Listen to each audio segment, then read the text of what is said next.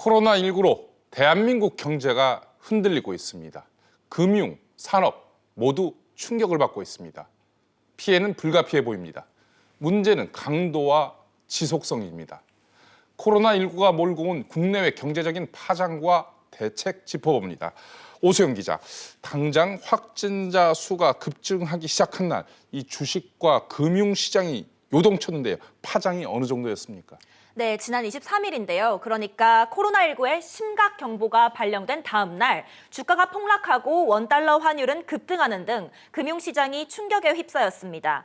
코로나19로 국내 주식시장의 조정폭이 고점 대비해서 약 8%의 조정을 받았다는 분석이 나왔습니다. 이런 상황은 코로나19의 진행 상황에 따라서 또다시 반복될 가능성이 있습니다.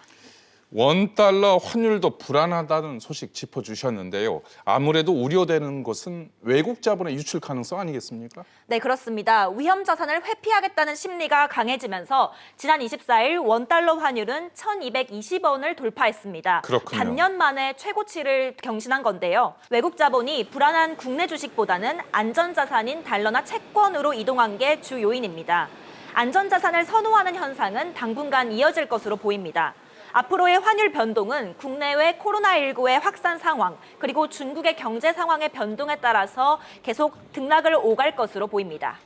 김성훈 기자, 이런 가운데 한국은행이 기준금리를 유지하기로 했어요. 일각에서는 당초에 기준금리를 인하할 것이다, 이런 전망이 많았었는데 이런 전망과는 달리 한은이 기준금리를 유지하기로 결정 내린 것, 어떻게 봐야 할까요? 네, 지난 27일 한국은행 금융통화위원회가 기준금리를 연 1.25%로 유지했습니다. 당초 경기 부양 효과를 위해 기준금리를 인하할 것이란 전망도 있었는데요. 이주열 한국은행 총재는 금리 인하보다는 자영업자나 기업에 대한 선별적인 지원 대책이 더 효과적일 것이라고 유지 배경을 밝혔습니다. 부동산 시장과 환율과 금융시장에 미칠 불안과 파장을 우려한 것으로 보입니다. 한은이 또 올해 성장률 전망을 2.3%에서 2.1%로 0.2%포인트 낮췄기 때문에 조만간 기준금리를 인하할 것이란 전망도 나오고 있습니다. 최근 부동산 시장의 불안정성, 그리고 미국이 금리를 인하하지 않은 점, 외환 시장의 환율을 중심으로 불안정성이 계속되고 있는 점 등이 반영된 것으로 생각됩니다. 현재와 같은 경기 상황 악화가 지속된다면 추가적인 금리 인하의 가능성은 여전히 열려 있는 것으로 생각됩니다. 오 기자, 문제는 우리나라 상황뿐만이 아니에요. 전 세계 금융시장이 불안해질 가능성 배제할 수 없을 것 같은데 이 자칫 그 세계 금융시장 불안이 다시 실물 경제로 전이가 되고 이것이 반복되는 악순환의 우려 있지 않을까요? 네, 그렇습니다. 전 세계 투자 심리가 주춤하다 못해 겨우 무너지는 모습입니다. 제조업 전진기지인 중국 경제가 불확실성에 휩싸인 가운데 중국 경제와 연관된 전후방 제조업 공급망이 붕괴될 수 있다는 게 가장 크게 우려되는 점입니다. 한국마저 코로나19 피해 사정권에 접어들면서 전 세계 반도체 등 IT 산업의 공급 체계에 대한 불안도 가중되고 있습니다. SK하이닉스도 그렇고 국내에서도 이게 코로나가 문제가 생기고 있으니까 우리나라에서도 지금 생산 차질이 생길 가능성이 전혀 없지는 않거든요. 세계적으로 이렇게 문제가 생겨서 세계 경기가 나빠지면은 수요가 줄어들잖아요. 예를 들어서 지금 삼성이 S20을 내놓고도 생각보다 판매가 안 되는 부분, 이런 코로나 때문에 발생하는 심리적인 요인이 사실 많이 작용하잖아요. 실제로 지난 22일 폴더블폰을 생산하는 삼성전자의 구미 사업장이 24일 오전까지 폐쇄되기도 했습니다. 직원 1명이 코로나19의 확진 판정을 받았었기 때문입니다. 오 기자, 다른 기업들 상황은 어떻습니까? 네, 현대자동차는 가동 중단과 정상 가동을 반복하고 있습니다. 자동차 산업의 경우 협력업체의 부품 공급 상황에 따라 완성차 업체의 상황이 달라질 수밖에 없습니다. 이 밖에 LG화학 등 많은 제조업체들이 방역 작업 등으로 일시적으로 생산과 조업 활동을 멈추기도 했습니다. 또 확진자가 다녀갔던 일부 은행 영업점들도 임시 폐쇄 조치가 내려지기도 했습니다.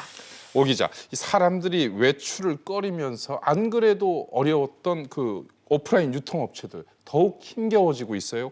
메르스 때와 비교하면 어떤가요? 네, 현재 소비 심리가 메르스 수준으로까지 떨어져 있는 상황입니다. 지난 25일 2월 소비자 심리 지수가 96.9로 조사됐습니다. 지난 1월보다 7.3포인트 급락한 건데요. 문제는 이 수치가 코로나19 확진자 수의 대규모 증가 이전에 집계된 조사치라는 겁니다. 소비자 심리 지수의 낙폭이 이번 2월보다 컸던 적은 월간 소비자 심리 지수 통계를 집계하기 시작한 2008년 7월 이후에 단 2번뿐입니다. 금융위기 직후였던 2008년 10월에 마이너스 12.7포인트를 기록했었고요. 네. 일본 대지진과 후쿠시마 원전 사고가 발생했던 2011년 3월에 마이너스 11.1포인트였던 이후 이번이 세 번째로 큰 폭의 급락입니다. 김성훈 기자. 예. 이런 가운데 기업들 중에는 탄력 근무제나 재택근무를 실시하는 것도 늘고 있죠. 네, 기업들도 감염병 확산 방지에 나섰는데요. SK와 KT, 또 카카오와 네이버는 재택근무에 들어갔고 LG는 유연 출퇴근제를 도입했습니다. 서울시도 방역 인력과 부서별 필수 인력을 빼고 출근 시간을 1시간 늦춘 시차 출근제를 시행하고 있습니다. 김 기자. 예. 이런 가운데 어려운 자영업자들을 돕기 위해서 임대료를 좀 인하해 주자. 이른바 착한 임대인 운동. 좀 확산되는 분위기예요? 네, 말씀하신 것처럼 남대문 시장은 12,000개의 점포 가운데 4,000여 개 점포 주인들이 3개월 동안 임대료를 20% 깎아주기로 했고요. 네. 이 밖에 전주와 대구, 인천 등 확진자가 나온 지역을 중심으로 착한 임대인 운동이 확산되고 있습니다. 착한 임대인 운동에 이 은행권도 가세했다고요. 네, 기업은행과 신한은행은 소유한 건물에 입점한 소상공인과 중소사업자를 대상으로 3개월간 임대료를 30% 깎아주기로 했고요. 우리은행도 착한 임대인 운동에 동참하는 건물주에게 대출금리와 수수료에 대한 우대 혜택을 주기로 했습니다.